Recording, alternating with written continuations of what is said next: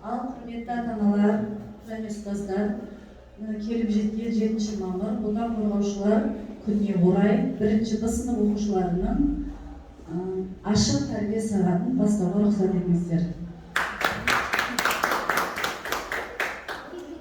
Отан қорғаушылар мерекесі айтулы мерекенің қай кезде де орны бөлек. Олай болатын абзал атқарса деген ыстық сезім, алғыс пен құрмет ешқашан сөнбек емес. Олар өмірдің мәні, көңілдің жыры, әр отбасының алтын қазығы. Ендеше бүгінгі мерекелік тәрбие сағатымыз өздеріңізге арналады.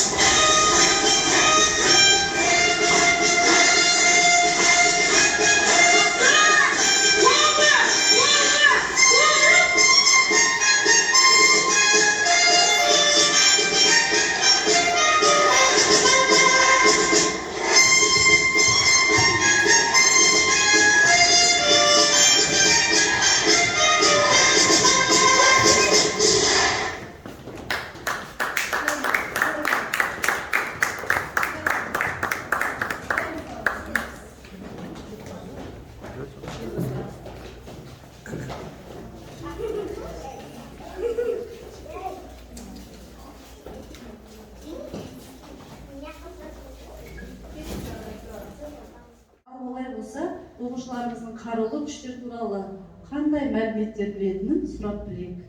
Айзере, Еркеназ, Нұрмұхамед, Яхмет, Мұхамеджан, Халид.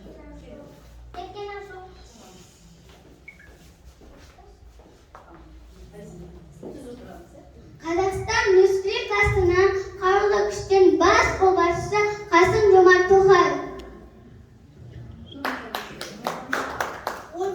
18 жасқа толған әр ер азамат отан алдындағы борышын өтеу үшін әскер қатарына шақырылады. Отан өткенімізді танып бағалай білу, ең әуелі өзімізді қадірлей білу. Елге ер қымбат, елге елдің адал жүрегі қымбат. Мағжан Жұмабаев. Отаншы отқадыр демейсің. Бауыржан Момышұлы.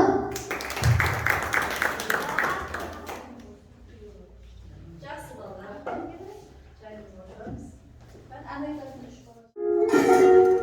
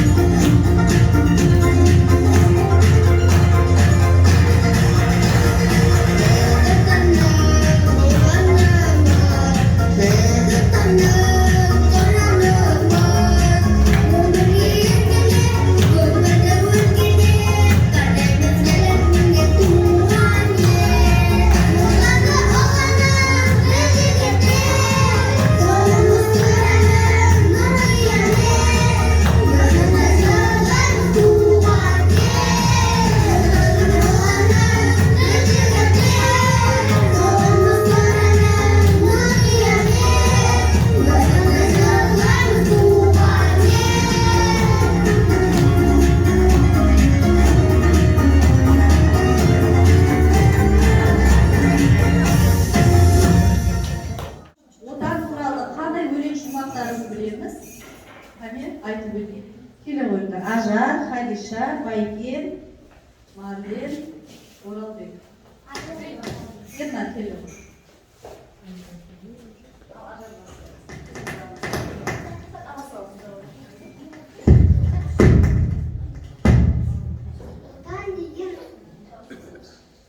Отан деген атан екен, отан деген туған жер, отан ана отан екен, Қазақстан туған жер. Көк байлаған бабамның бүгін үрпі алауы, тірек әке баланың Қазақстан алауы.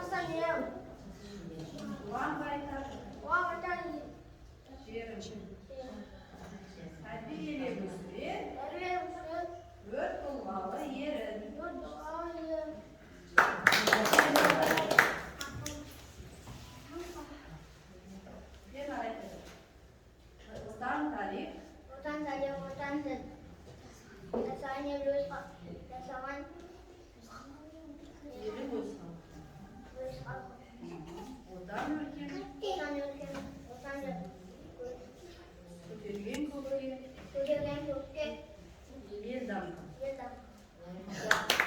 Әскерге шақыру көрінісін тамашалап келе ғой. Бұны қазақтың қарапайым үйіне бір пошташы жігіт келді. Ал келе ғой. Ассалаумағалейкум. Уағалейкум ассалам. Не шаруамен жүрсің? Балаңызды әскерге шақыру қағазын алып келдім. Жоқ, мен баламды әскерге жібере алмаймын.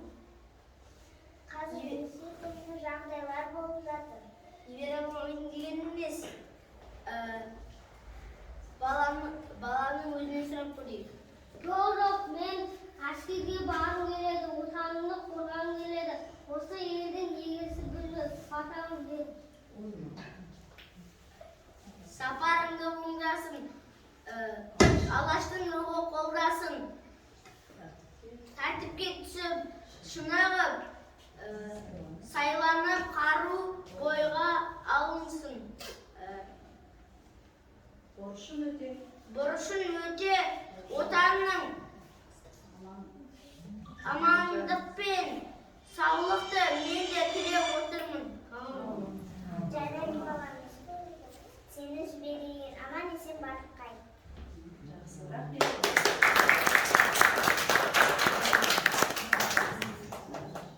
Отанның өзі балалар отбасынан басталатынын білеміз. Яғни отбасымыздағы ата әжемізді аңғар ән айтып көрейік. Аңғар келе ғой. Қарындас екеуі әдемі ән шырқап береді.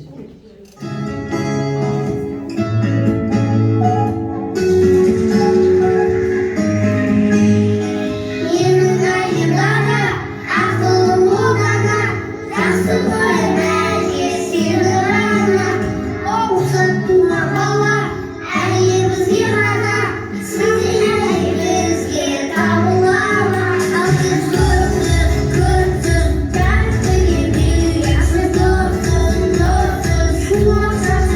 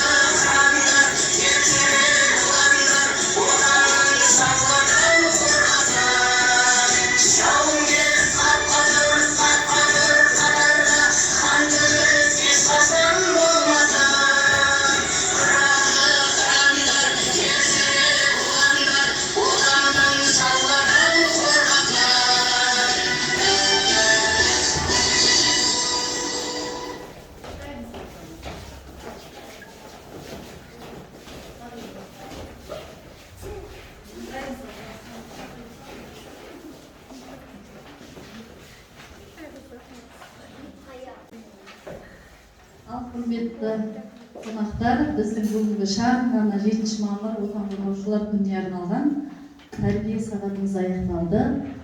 Балаларымыз барынша тырысты. Енді 1 жылдық мектепке төселгені бар, соны көрсету мақсатында, балалардың үйрету мақсатында осындай сахнаға шығарып, үйретуге әрекет жасадық. Кем кетістігі болса, кешіріммен қарайсыздар. Құрметті ата-аналар және біздің мектебіміздің табалдырығын аттаған 1-ші сыныптың оқушылары. Мынау біз егемендігімізді алғалы бері 7 мамыр отандық қорғаушылар күні мерекесі болып белгіленген. Бүгінгі мына кішкене тәрбие сағаттың ішінде біздің жас бүлдіршіндеріміз өздерінің мына отан деген не екенін, отанды кім қорғау керек екенін, бүгінгі таңда осы отанды қорғау қарулы күштердің жаңадегі басшысы кім екенін олар өздеріне бүгін айтып, дәріптеп отыр. Кішкентай болса да олардың жүректерінен отанға деген патриоттық сезімін мынау өздерінің ұстаздары меңгерте алды деп ойлаймын. Әрине алда енді олар кішкентай болғандықтан бұлардың жіберген қателіктері бәрі өздеріне жарасымды үлесіп тұр.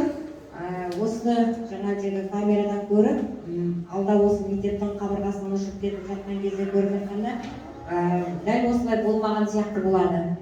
Ертең бізге ақыл айтады. Сондықтан жаңада айтып жатыр, отанның болашақ қорғаушысы менмін. Отан қорғау үшін әскер қатарына бару керек екенін, оның өзі де кішкене болса да жас бүлдіршінге тәрбие. Сондықтан отанды қорғайтын біздің болашақ бүлдіршіндерімізге мен мықты денсаулық тілеймін. Мынау тәлім тәрбие алып жатқан Тұран мектеп гимназиясының керемет сондай отанға, еліне, мынау өзінің тәрбие алып жатқан орнын, тәрбие білім алып жатқан оқу орнын аса үлкен құрметпенен қадірлей біледі деп білемін. Ал енді ата-аналар, сіздерге үлкен рахмет. Мынау баланың қуанышы ата-ана үшін үлкен мереке. Сіздерді де, үйдегі отбасыларыңызды да сол келе жатқан мерекелеріне шын жүректен құттықтаймын. Отбасыларыңызға тек қуаныш, береке, дентеріңізге саулық, еңбек етіп жатқан еңбектеріңізге тек табыстар тілеймін. Мерекеміз құтты болсын, еліміз тек бейбітшілік, мына балдарымыз бақытты өмірде өмір сүрсін. Рахмет.